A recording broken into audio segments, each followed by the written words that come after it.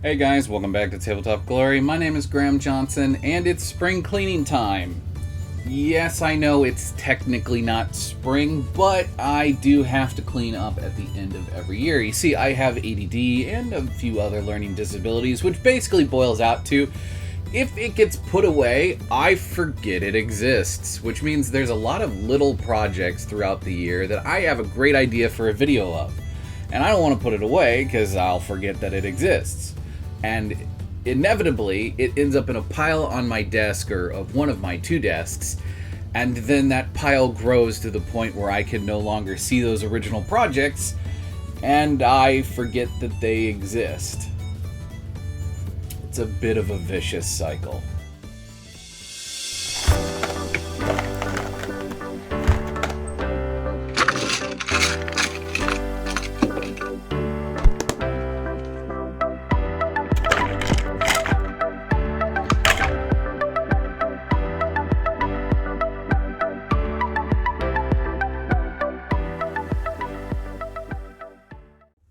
Now, if you've been in this hobby long enough, you probably have a pile of shame.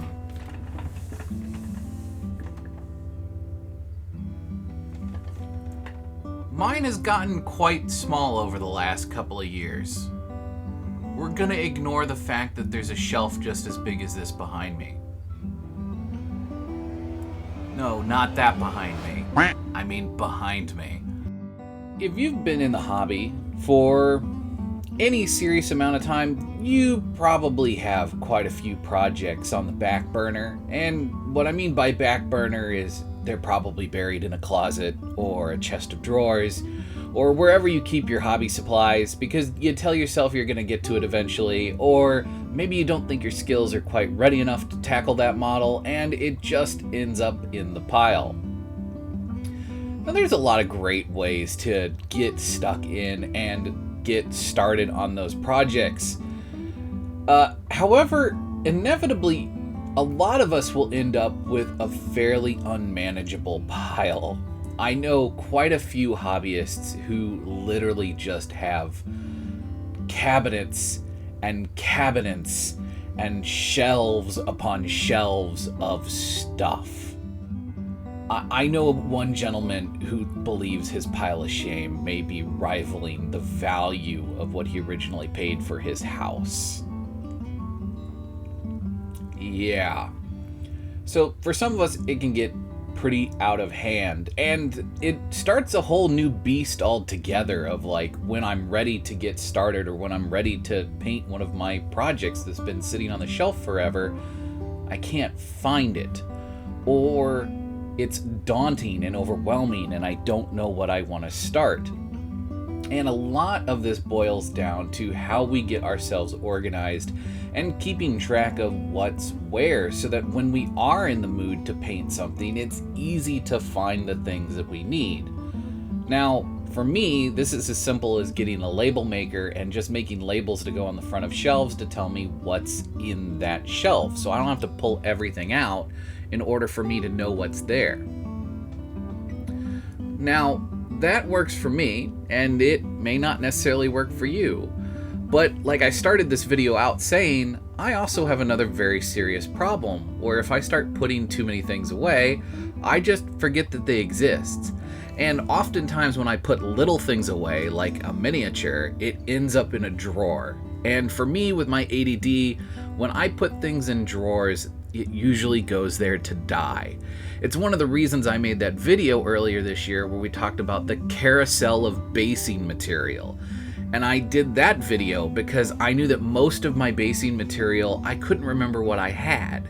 And the thought of dragging it all out to see what I had every time I wanted to base a miniature, well, although was a necessary evil, was not something I enjoyed. So making that carousel that allowed me to see what I had without having to drag it all out was a really great way for me to be able to keep track of all that and to be able to plan out my bases a little bit better and know what was available to me.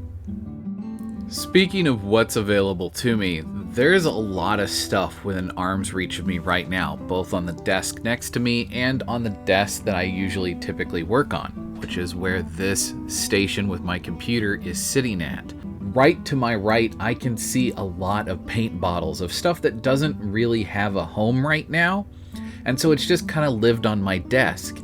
I can also see quite a few miniatures from here that are kind of just obscured by those paint bottles, and it's just kind of a lot to take in.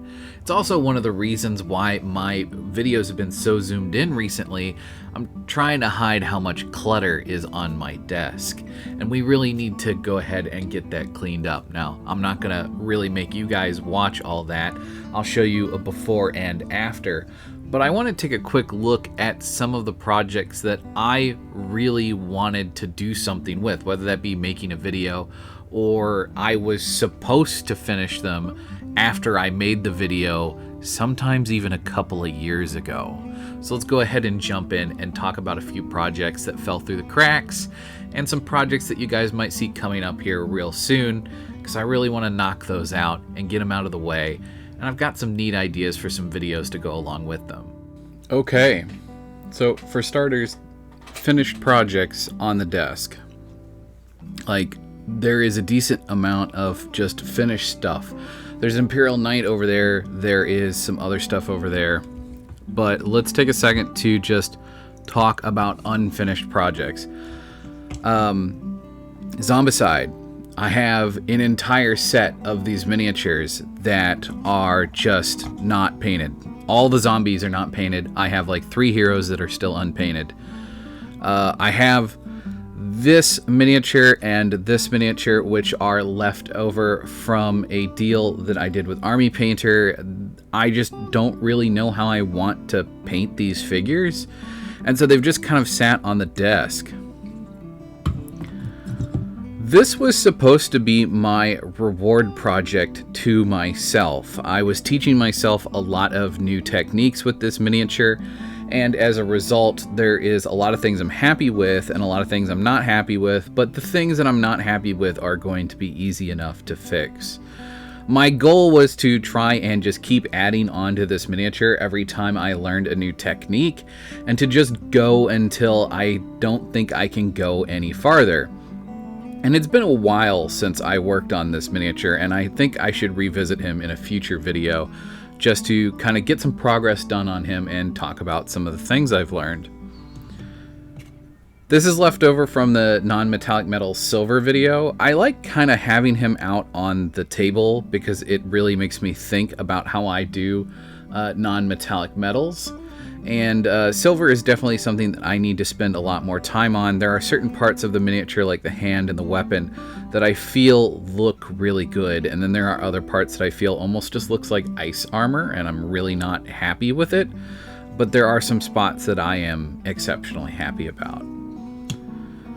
This figure is one of the first figures that I ever bought for myself, and it was to represent a character that I was playing in a D&D campaign at the time. This is a Reaper miniature, and there is a plastic version of this miniature available now, but the metal version of this miniature has so many problems with trying to get the pieces to stay together. This shield is held on with a hope and a prayer. And it's also held on with a lot of epoxy, and it's still not holding. Same thing with this arm. It's held on pretty decent, but you can tell I've really gooped on the epoxy.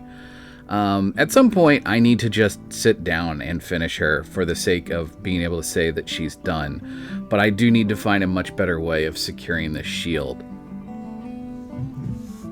So if you're a fan of Squidmar, you probably recognize this figure.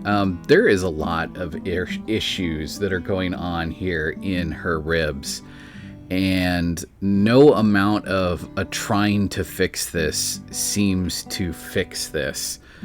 And I think at some point I'm just going to have to give up and be happy with how she looks.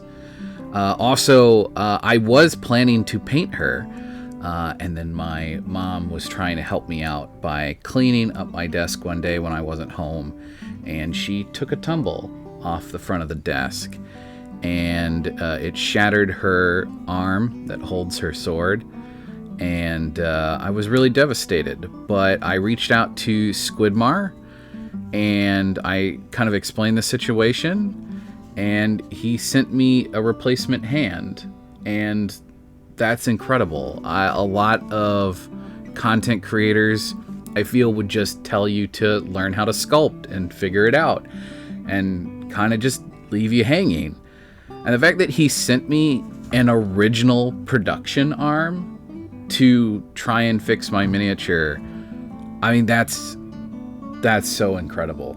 And I am very grateful to him for that. And despite how grateful I am, she still sat unpainted pretty much since the day I got her. This has just kind of become a loose parts bin.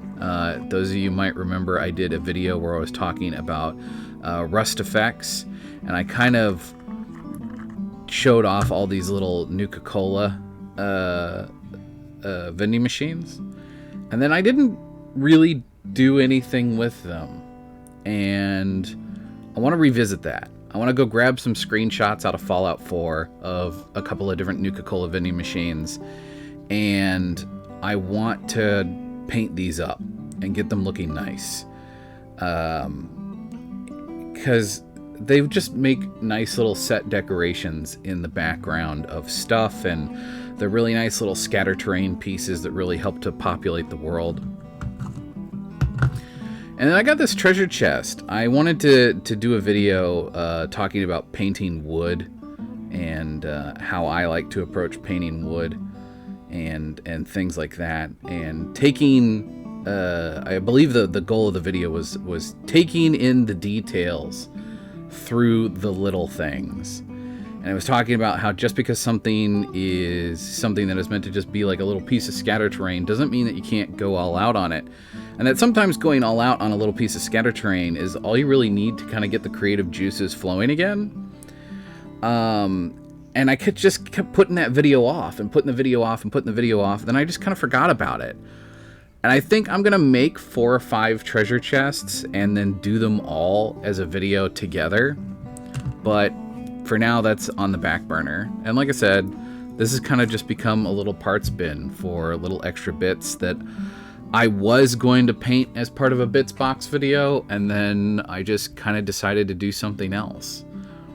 And that's just what's on this desk alone. And there are plenty of other things in this room that are kind of in the same state of disrepair.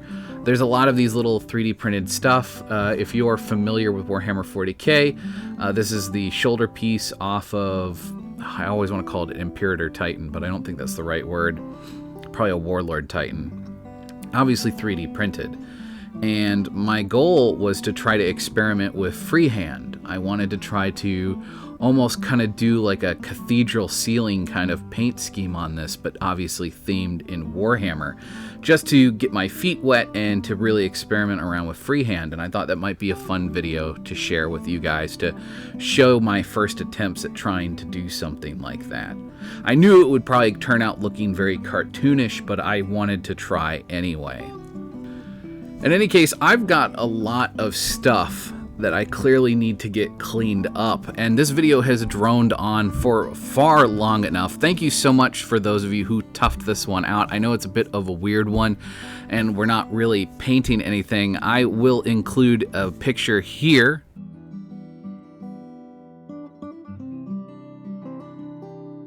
showing you how great everything looks. Obviously, I'm recording this before I've cleaned everything up, so hopefully everything looks good. Hopefully. But in any case, thank you guys so much for watching. Thanks for all the love and support this year. If I can, before the end of the year, I am planning to put out a video about my hobby store and the pitfalls that I learned the hard way through owning my own business, and how you can start your own business, because some people have been asking for that. So I thought I'd make that all in one video. We'll also try and be doing a year in review, although that'll probably get uploaded in January, and I will be taking a break in January. I'm going to try to mention that in every video from now till then, but I will be taking a break in January. I did not take a break this January, and it really took a toll on me, and I really slowed down at the start of the year not having that vacation. So I will be taking a break in January to also reevaluate how I make videos. So that hopefully you guys can get some higher quality videos going forward next year. In any case, thank you so much for watching. May your display case always be filled, and your pile of shame never run empty. Until next time. Miniature painters of TikTok, show me your pile of shame. It's more of a shelf of shame? It's 7 armies worth of shame, not complete armies.